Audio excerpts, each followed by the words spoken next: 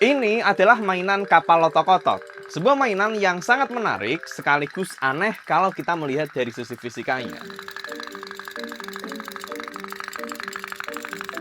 Oke, aku nggak tahu apakah anak zaman sekarang itu masih mengenal mainan ini atau enggak, atau minimal pernah lihat dulu deh, apakah kalian pernah lihat atau enggak, teman-teman. Coba absen dulu, atau kalian lebih seringnya main game digital kayak Roblox, Minecraft, Free Fire, Mobile Legends, dan sejenisnya. Coba utamanya yang masih SMA, SMP atau ke bawah, coba absen di komen teman-teman sama sebutin kelasnya, apakah kalian pernah main ini atau enggak. Jadi ini namanya adalah kapal otok-otok, atau kalau dalam bahasa Inggris yang serupa namanya adalah Popo Boat. Ini mainannya sangat simple, bentuknya hanya seperti ini aja teman-teman. Dan di dalamnya dia juga nggak punya part yang kompleks, nggak ada bagian-bagian macam-macam. Tapi meskipun begitu, meskipun bentuknya sangat sederhana, kapal ini nanti bisa bergerak maju teman-teman. Untuk cara mainnya ini sangat-sangat simpel. Pertama kalau kita beli, kita itu pasti dapat kapalnya yang utama. Kemudian selain itu kita juga akan dapat sebuah corong di sini. Yang ini fungsinya untuk masukin air. Kemudian ada juga plat yang ini fungsinya adalah untuk naruh bahan bakarnya. Untuk penggunaannya nanti kita juga butuh minyak goreng dan juga butuh kapas sebagai bahan bakarnya. Atau sebenarnya bisa juga diganti alternatifnya pakai lilin, itu juga bisa. Pertama kita ambil kapas dulu, kecil aja nggak apa-apa. Kemudian kita taruh di platnya. Dimasukin ke dalam lubang ini. Yang ini fungsinya adalah untuk sumbunya. Ini agak ditekuk, belakang juga ditekuk. Ini adalah untuk tempat bahan bakarnya. Kemudian ini kita beri minyak goreng teman-teman. Dibasahi semua, biarkan meresap. Utamanya ditunggu biar minyak gorengnya ini bisa meresap sampai di sumbunya. Kemudian yang juga penting adalah kita perlu memasukkan air melalui knalpot belakang ini. Kalau di sini kita masukin satu sisi dan knalpotnya keluar air, berarti udah penuh dia. Sip, udah cukup. Selanjutnya kita nyalakan dan kita masukkan ke dalam tempatnya. Oke, kita masukkan. Dan kita tunggu saja teman-teman.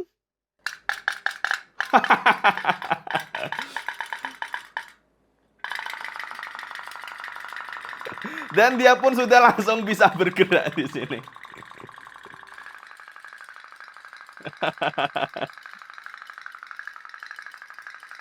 Karena lintasannya nggak bulat ya, teman-teman. Jadi di sini dia agak susah ini geraknya.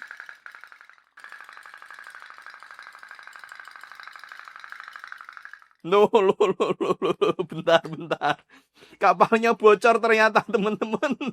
Oh my god, kemasukan air, pantesan. Dari mana ini ya? Sekalian kita ganti wadahnya yang bulat biar gerakannya lebih gampang.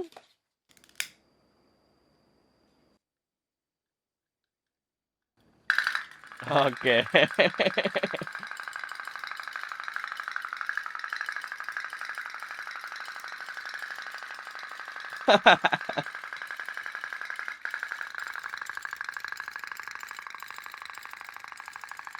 Dan dia pun udah bergerak ya, teman-teman. Dan di sini juga muncul suara otok-otoknya, makanya di sini namanya adalah kapal otok-otok. Nah, pertanyaannya, kok bisa bagaimana kapal ini bisa bergerak dan bagaimana juga bisa muncul suara otok-otoknya? Biar lebih jelas, di sini aku akan bongkar kapalnya dulu aja, teman-teman. Bisa dibongkar nggak ya ini? Oh. Oke. Dan bagian dalamnya adalah seperti ini. Sangat-sangat simpel. Tapi bahkan dengan sistem sesimpel ini kapalnya bisa bergerak. Untuk komponennya di sini ada sebuah plat, kemudian dia menyambung ke dua buah knalpot dan sudah, itu saja partnya, teman-teman. Sementara kalau bagian yang tembakan di depan ini cuma hiasan aja. Dan dia pun bergerak. Perhatikan bagian platnya, di sini dia mengembang kempis dan dari sinilah suara otok-otok itu muncul, teman-teman. Proses yang terjadi adalah seperti ini. Ketika platnya dipanaskan, maka yang terjadi, air di dalam plat ini akan mendidih dan menghasilkan uap air. Uap air dan udara yang ada di dalam plat ini karena menerima panas, dia akan mengembang, lalu mendorong air ke arah keluar lewat knalpot. Ketika uap panas ini sudah selesai mendorong air, kondisi ini akan menciptakan semacam kondisi vakum, dan ditambah dia kontak dengan area yang lebih dingin, sehingga kondisi ini membuat uap air ini akan kembali mendingin dan menyusut lagi. Air pun masuk kembali dan prosesnya akan berulang. Ini ada ilustrasi yang bagus untuk menggambarkan proses yang terjadi di dalam kapal otok-otok ini.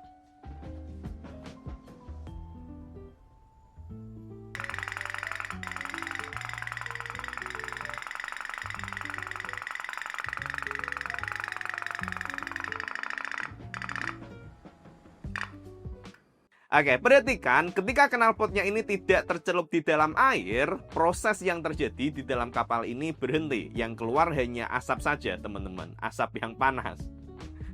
Makanya, syarat agar sistem ini bisa bekerja, knalpotnya harus masuk ke dalam. Ketika uap air dan udara di dalam plat ini mengembang, maka platnya akan mengembang. Lalu ketika sudah terdorong, platnya akan menjadi datar lagi. Pas proses jadi datar lagi inilah suara itu terbentuk. Sementara itu, dorongan yang membuat kapalnya bisa bergerak asalnya adalah dari sini.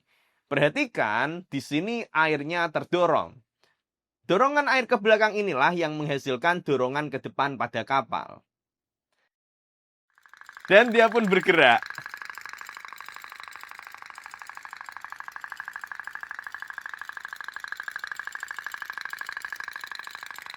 Nah, tadi di awal aku sempat bilang bahwa fisika dari mainan ini sangat aneh. Itu maksudnya di sini, teman-teman. Kebanyakan pembahasan tentang cara kerja kapal otok-otok itu berhentinya cuma sampai sini tadi, yaitu dia mendorong air keluar sehingga kapalnya bergerak maju ke depan. Tapi yang perlu diperhatikan, di sini setelah kapalnya mendorong air, kapalnya juga akan menarik air kembali dalam jumlah yang sama. Dan harusnya ketika kapalnya ini menarik air, maka kapalnya pun juga akan tertarik. Sama seperti ketika kapalnya ini mendorong, kapalnya terdorong. Kalau kapalnya menarik, di sini kapalnya pun juga tertarik. Kayak aksi reaksi lah di sini. Jadi proses yang terjadi di sini itu adalah sebuah gerakan bolak-balik. Jadi airnya itu bergerak maju mundur, teman-teman. Ini ada ilustrasi yang lebih bagus dari videonya Steve Mould. Jadi di sini ditunjukkan bahwa air yang ada di dalam knalpot ini dia bergerak osilasi maju mundur saja, teman-teman. Tapi pertanyaannya, bahkan dengan gerakan maju mundur ini, kok bisa kapalnya ini maju? Harusnya kalau gerakan air di sini itu maju mundur, ya kapalnya cuman gerak maju mundur gini aja dong. Nah, alasannya ini bisa kita lihat pada proses osilasinya. Ketika air didorong keluar dari knalpot, dia keluar dalam kondisi lurus, sehingga dorongannya terkonsentrasi di arah horizontal, sehingga gaya dorong yang diterima oleh kapal juga akan terkonsentrasi ke depan. Sementara itu, pada saat kapalnya nyedot air, di sini air yang masuk ke dalam knalpot berasal dari semua arah. Artinya, tarikan di arah horizontal lebih kecil, sehingga yang terjadi adalah dorongan yang dihasilkan lebih besar daripada tarikan yang dihasilkan. Jadi kalau diilustrasikan, pertama airnya udah mendorong, kapalnya udah maju, terus pas sambil maju ini kapalnya ketarik. Tapi tarikan ini kekuatannya lebih lemah sehingga posisi kapalnya di sini pun sudah berada maju ke depan. Lalu dia dapat dorongan lagi dan seterusnya sehingga kapalnya pun bisa bergerak.